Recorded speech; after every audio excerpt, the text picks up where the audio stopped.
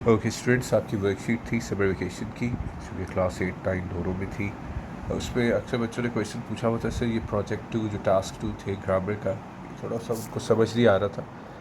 तो ये आप लोग देख लो कि बेसिकली इसमें रिक्वायरमेंट्स क्या है, क्या क्वेश्चन पूछा गया है। जो प्रोजेक्ट 2 है वो बेसिकली कम्प्लीटली ग्रामर बेस्ड है। जो ये वाला प्रोजेक्ट है, इसमें पहला क्वेश्चन जो है वो कह रहा है कि जेरिड को एज अ सब्जेक्ट बताओ, एज अ सब्जेक्ट यूज़ करो और उसकी कोई सी 5 एग्जांपल्स दे दो। जबकि 2 एग्जांपल्स तो बेटा मैंने दी हुई है यहाँ पर, और आप देख सकते हो कि ये भी जेरेड यूज़ हुआ हुआ है और ये भी जेरेड यूज़ हुआ हुआ है। 2 जगहों पे जेरेड यूज़ हुआ हुआ है, और जब यहाँ पर और यहाँ पे जेरेड यूज़ हुआ हुआ है और एग्जांपल्स भी आपके पास है, तो आप, मेरे ख्याल था कि आप लोग ईजिली बना लोगे, और 1-2 एग्जांपल्स या 4-5 एग्जांपल्स। मैं कुछ एग्जांपल्स आपके साथ शेयर कर लेता हूँ, थोड़ा सा आपको डिफाइन कर देता हूँ ताकि आप फिर उसको कर सको। मैंने कहा है कि जेरिड को एज अ सब्जेक्ट बता दो और इसकी कुछ एग्जांपल्स दे दो। अब यहाँ पर क्या है कि सबसे पहले तो हमें ये पता होना चाहिए कि जेरिड होता क्या है। हम कहते हैं कि वर्ब प्लस आईएनजी सेंटेंस के अंदर जेरिड होता है। ये एक छोटी सी एग्जांपल है जेरिड को समझने की, कि जब भी हमारे पास वर्ड प्लस आईएनजी आता है तो वो किसको रिप्रेजेंट करता है, जेरिड को रिप्रेजेंट करता है।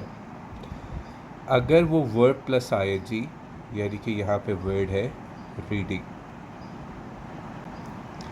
किस तरह से एक्ट कर रहा हो, या तो सब्जेक्ट के तौर पे एक्ट कर रहा हो या फिर ऑब्जेक्ट के तौर पे एक्ट कर रहा हो।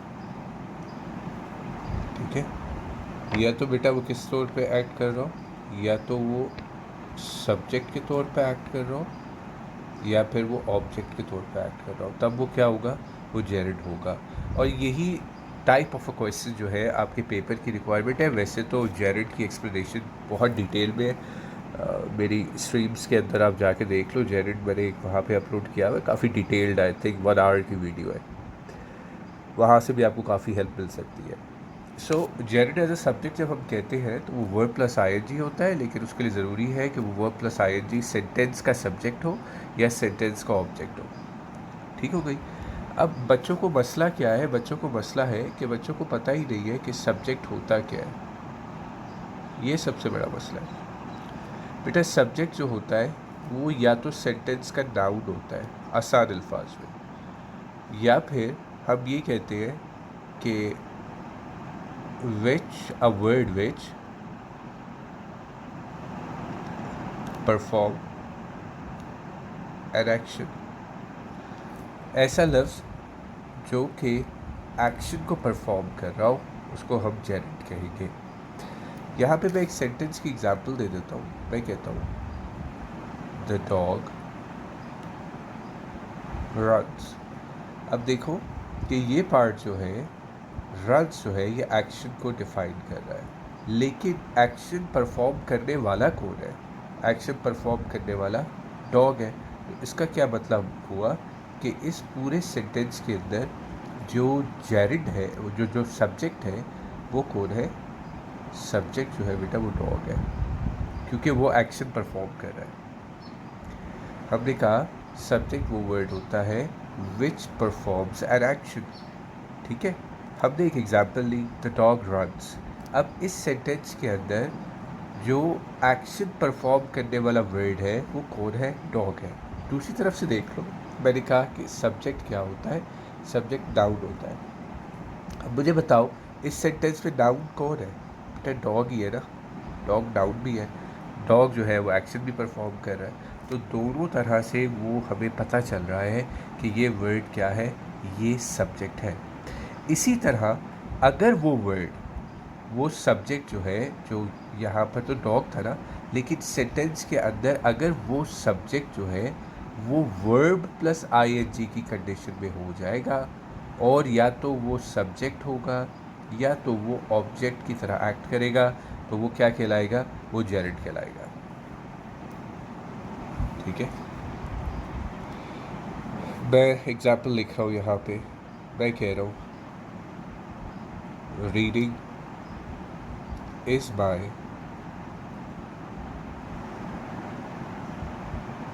फेवरेट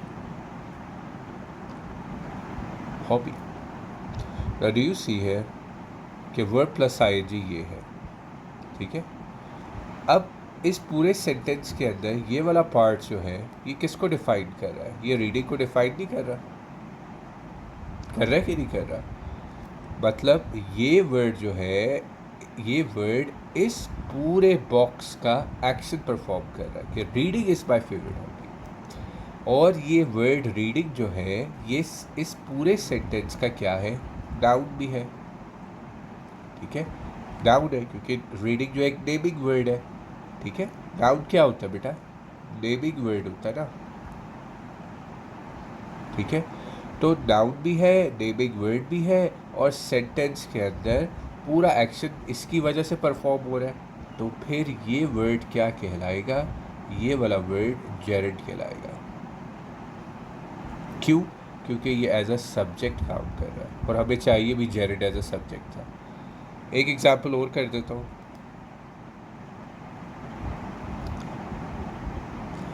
मैं कहता हूँ कि ट्रैवलिंग अब्रॉड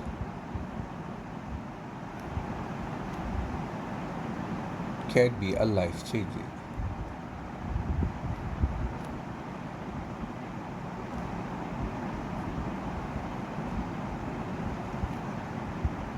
ठीक है। अब देखो कि यहाँ पर वर्ड ट्रैवलिंग जो है वो वर्ड प्लस आईएनजी को शो कर रहा है। क्लियरली किसको शो कर रहा है? वर्ड प्लस आईएनजी को। लेकिन क्या ये ट्रैवलिंग जो है एज अ सब्जेक्ट काम कर रहा है यहाँ पे? तो बिल्कुल कर रहा है, क्योंकि ट्रैवलिंग क्या है? ये है जी नेमिंग वर्ड है। क्या है? नेमिंग वर्ड है, सही है। और नेमिंग वर्ड कौन होता है? नाउन होता है। तो अगर ये ट्रैवलिंग जो है वर्ब प्लस आईएनजी के साथ नाउन है सेंटेंस के अंदर, तो इसका मतलब है कि इट इज़ अ सब्जेक्ट, और ये सब्जेक्ट जो है कौन है? जेरेड है। तो क्लियरली क्या कहलाएगा? ये जेरेड एज अ सब्जेक्ट कहलाएगा। सो ट्रैवलिंग क्या है यहाँ पे? एज अ सब्जेक्ट एक्ट कर रहा है। Travelling abroad can be a life changing. और अगेन आप देख सकते हो यहाँ पर कि ये वाला पार्ट जो है, ये पूरे का पूरा पार्ट ये किस पे डिपेंड हो रहा है? ये इस पे डिपेंड हो रहा है। तो अभी मैंने ऊपर क्या डिफाइन किया था कि सब्जेक्ट जो है वो पूरा subject is a word which performs an action. तो ये वो वर्ड है जिसकी वजह से ये पूरा एक्शन परफॉर्म हो रहा है, ठीक है। ये पूरा एक्शन जो है इस वर्ड की वजह से परफॉर्म हो रहा है। सो अगेन जो ट्रैवलिंग है इट क्लियरली टेल्स कि ये जेरेड एज अ सब्जेक्ट है। फिर देख लो आप लोग जेरेड एज एन ऑब्जेक्ट भी देख लो।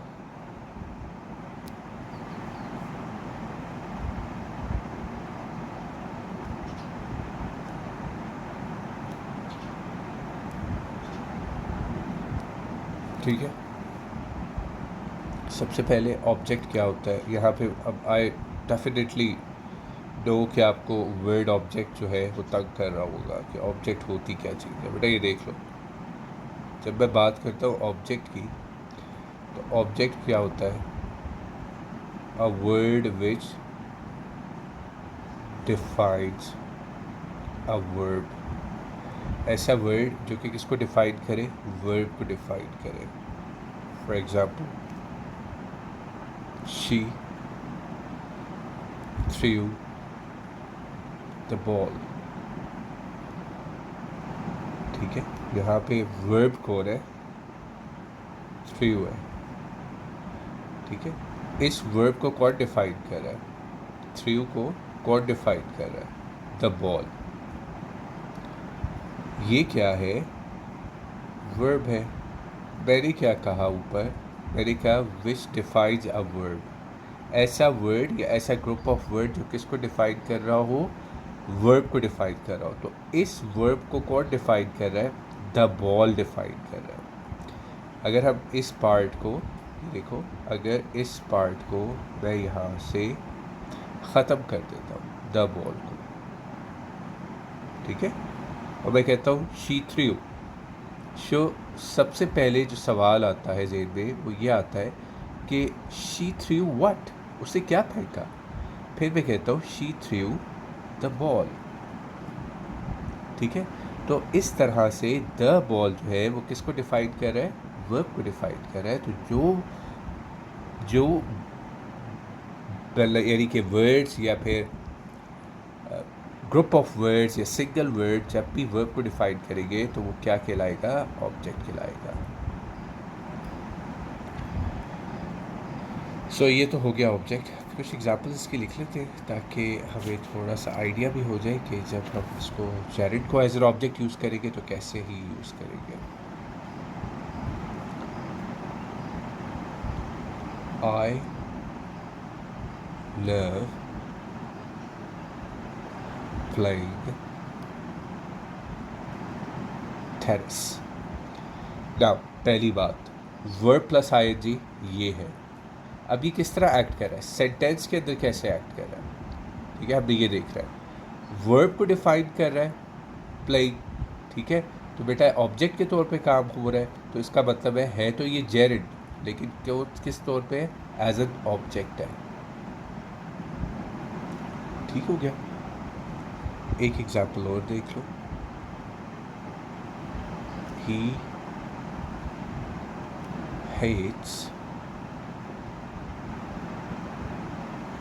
waiting in line। ठीक है, अगेन मैं कह रहा हूँ ही हेट्स क्या बेटा, वर्ब है, तो वर्ब को कौन डिफाइन कर रहा है, वर्ब प्लस आईएनजी डिफाइन कर रहा है। ठीक है, और वर्ब प्लस आईएनजी क्या होता है, जेरिड होता है। लेकिन ये वर्ब प्लस ये जेरिड जो है, ये वर्ब प्लस आईएनजी किसके तौर पे काम कर रहा है, ऑब्जेक्ट के तौर पे काम कर रहा है। तो हमारी जो रिक्वायरमेंट है वो तो कंप्लीट हो गई, दोनों रिक्वायरमेंट्स कंप्लीट हो गई है, सब्जेक्ट के तौर पे भी और ऑब्जेक्ट के तौर पे भी हमने जेरिड को डिफाइन कर दिया। अच्छा, इसमें एक क्वेश्चन आई थिंक और था, या वर्ड मॉडिफाइंग एडवर्ब इटसेल्फ। ये भी देख लो कि किस तरीके से एडवर्ब जो है वो एडवर्ब को मॉडिफाई करता है। मैं यहाँ पे क्या कह रहा हूँ, आपका जो क्वेश्चन है एडवर्ब मॉडिफाइज इटसेल्फ, यानी कि एडवर्ब जो है वो एडवर्ब ही को डिफाइन करेगा। सेंटेंस के अंदर अगर एडवर्ब जो है वो एडवर्ब को डिफाइन कर रहा हो, ठीक है, तो वो वर्ड भी एडवर्ब ही कहलाता है। एडवर्ब जो है वो तीन चीज़ों को डिफाइन करता है, तब वो एडवर्ब कहलाता है। एडवर्ब अगर मॉडिफाई करता है वर्ब को, एडवर्ब अगर मॉडिफाई करता है एडजेक्टिव को, और एडवर्ब अगर मॉडिफाई करता है इटसेल्फ को, ठीक है, तब वो क्या कहलाता है, एडवर्ब कहलाता है। ठीक है, ये बात याद रखिए। मैंने क्वेश्चन किया कि एडवर्ब को मॉडिफाई कर रहा हो, उसके लिए कोई एग्जाम्पल बता दो। ठीक है, सो कुछ एग्जाम्पल्स मैंने ऊपर दी हुई है, वो भी आप यूज़ कर सकते हो। कुछ एग्जाम्पल यहाँ पे मैं दे रहा हूँ। मैं कह रहा हूँ the team performs exceptionally well।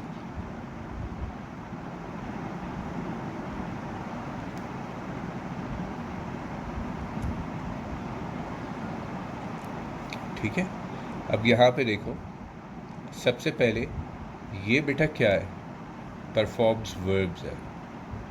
ऊपर मैंने क्या कहा कि एडवर्ब किसको डिफाइन करता है, वर्ब को। तो अगर ये वर्ब है तो इसको कौन डिफाइन कर रहा है, ये एडवर्ब डिफाइन कर रहा है। ठीक है, तो हमें ये बात पता चल गई कि एक्सेप्शनली क्या है, एडवर्ब है।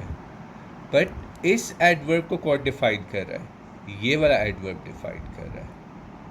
ठीक है, तो एग्ज़ाम के अंदर मैंने क्या किया होगा, मैंने इसको अंडरलाइन किया होगा और ये पूछा होगा कि ये कौन सा पार्ट ऑफ सेंटेंस है। ठीक है, सो बच्चे यहाँ पे फिर पजल हो जाते हैं और वो गलत कर देते हैं। So this is adverb. Why? Because it is defining और मॉडिफाइंग इटसेल्फ। इतनी सी बात होती है। एक क्वेश्चन आई थिंक और है यहाँ पर, वो भी देख लो। Figure of space oxymoron. अच्छा, ऑक्सी सारे क्वेश्चन जो है ये आपके मैंने उसमें से दिए, एक्सरसाइजेज में से जो ग्रामर के क्वेश्चन थे वो है ये। ऑक्सीमोरॉन का देख लेते हैं। ऑक्सीमोरॉन जो है बेटा, this is a figure of speech. सबसे पहले हम देख लेते हैं कि ऑक्सीमोरॉन का पर्पस क्या होता है, इसका मीनिंग क्या होता है सेंटेंस के अंदर। हमें कैसे पता चलेगा कि ये वर्ड जो है ऑक्सीमोरॉन है। सबसे पहले ऑक्सीमोरॉन जब भी आएगा सेंटेंस के अंदर तो ये एक फ्रेज़ की शक्ल में आता है, ठीक है, फ्रेज़ की शक्ल में आता है, यानी कि combined words.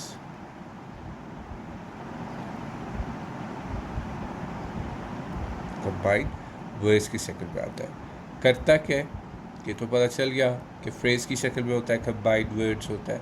Well, it oppose concept या कॉन्ट्राडिक्ट द कॉन्सेप्ट। अपोजिंग भी ठीक है, कॉन्ट्राडिक्ट लिख देता हूँ, वो भी ठीक है।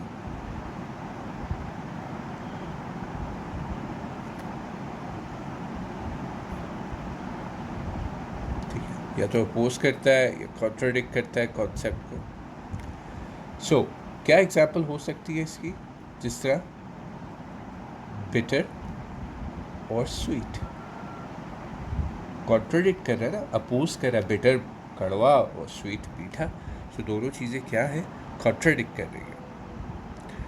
अच्छा, हम क्यों यूज़ करते हैं ऑक्सीमोरॉन को, हम यूज़ क्यों करते हैं,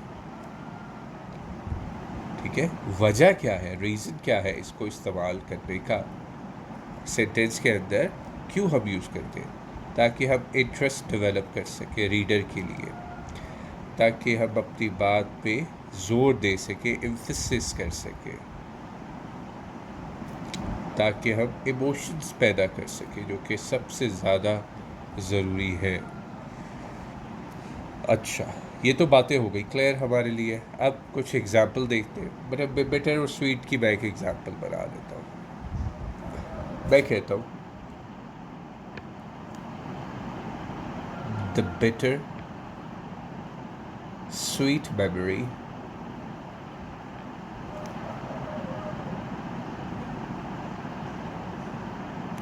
of our goodbye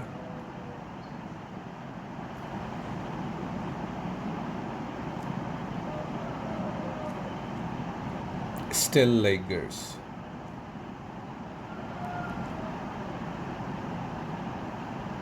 ठीक है, अच्छी और बुरी यादें जो है हमारे अलविदा की आज भी बाकी है। This is what does it mean. So lingers means बाकी है। सो आप देख रहे हो कि bitter sweet is a word which oppose each other, but here it is, I use that oxymoron to make a sentence interesting. ठीक है ना।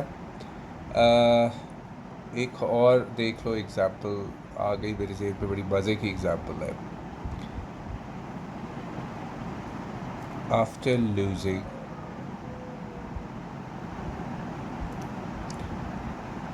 his job,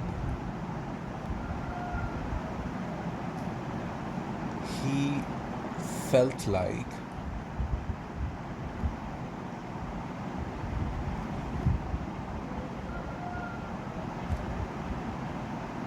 he was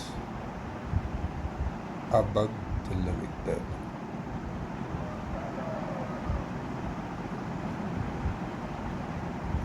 ठीक है, now among the living dead क्या हो गया, living और dead, opposing words, contradict words, यानी कि ऑक्सीमोरॉन है।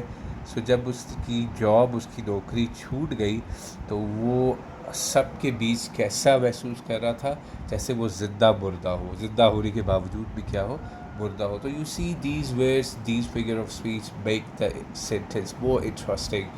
We emphasize sometimes or just develop emotions in a sentence. So that's why we use such oxymoron.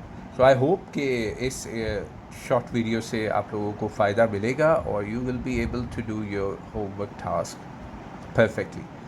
So कुछ भी हो, like there is still a time in opening a school. You can ask any question regarding your work. So I am always available. Take care. Khudafis.